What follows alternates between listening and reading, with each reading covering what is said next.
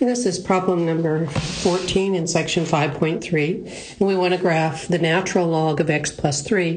And we also want to talk about what that's going to do to it. That plus 3 is going to shift the graph left 3 places. So just want to refresh your memory on that. If we know what the graph looks like, then we can flip it left 3 places. But I'm going to assume that most of you don't know what the graph looks like, so we're just going to graph it.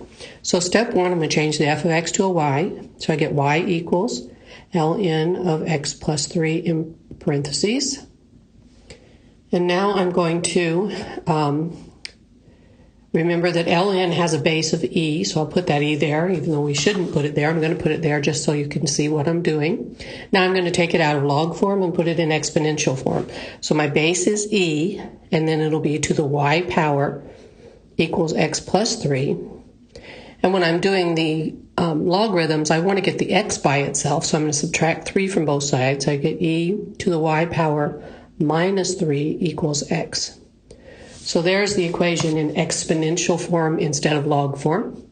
Now I'm going to make a t-table, and again, because I'm going from, I'm graphing a logarithm, I want to fill in the y values. So what will make that exponent 0? Well, that'll be a 0, and then I go down 1 and up 1. Now I'm going to plug that in. So I'm going to get e to the negative 1 power minus 3 equals x. Now you have to remember that e is approximately 2.7, or if it's a e to the negative 1 power, we said that's going to be approximately 1/3. So this is 1/3 minus 3 equals x, and 1/3 minus 3 is a negative 2 2/3. And so this first x value is a negative 2 2/3.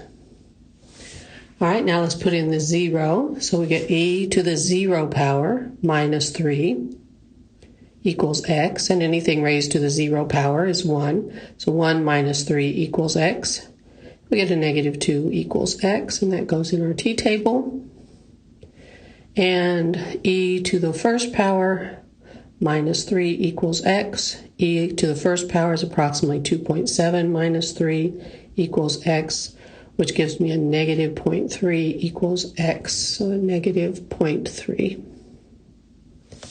All right, let's go plot those points and graph our function. So we've got a negative 2 2/3, negative 1, which is here, negative 2, 0, which is here, and negative 0.3, which is about a negative 1/3. 1 is here, and that's that log curve.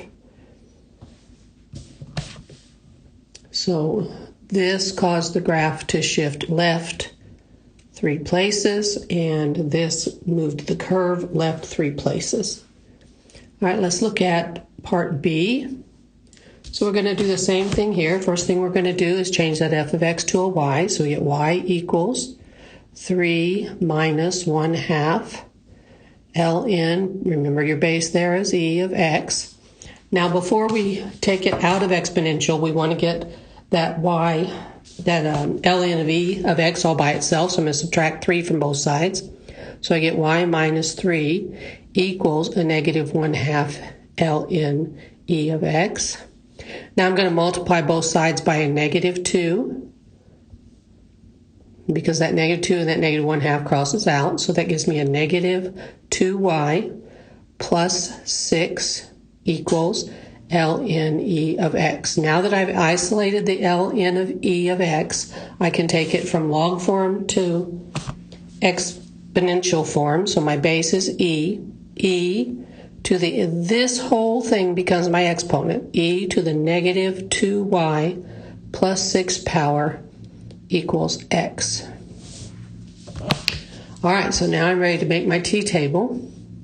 So in my t-table, I need to put in the middle value, whatever makes that exponent 0. So I want negative 2y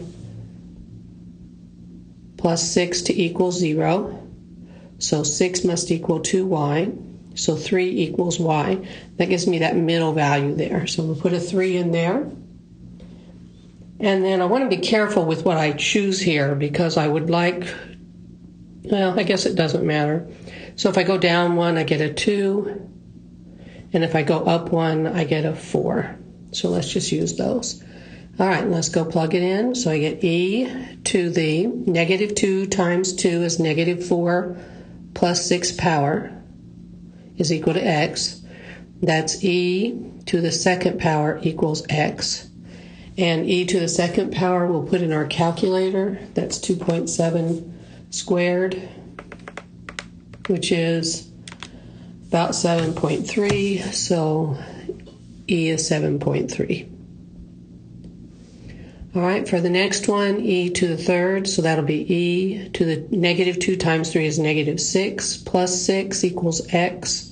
That gives me e to the 0 equals x, and anything to the 0 power is 1. And then e to the negative 2 times 4, which is negative 8, plus 6 equals x. So e to the negative 2 equals x. And instead of being 1/3, that's going to be 1/3 times 1/3, which is 1/9 equals x. So here we get a 1/9. All right, so now let's go plot these points. So we've got 7.32, which is off my graph a little bit, but that's all right. So that's there. And then I've got 1, 3, which is there. And then I've got 1/9, 4, which is going to be 1/9, 4 is there. And now there's my curve.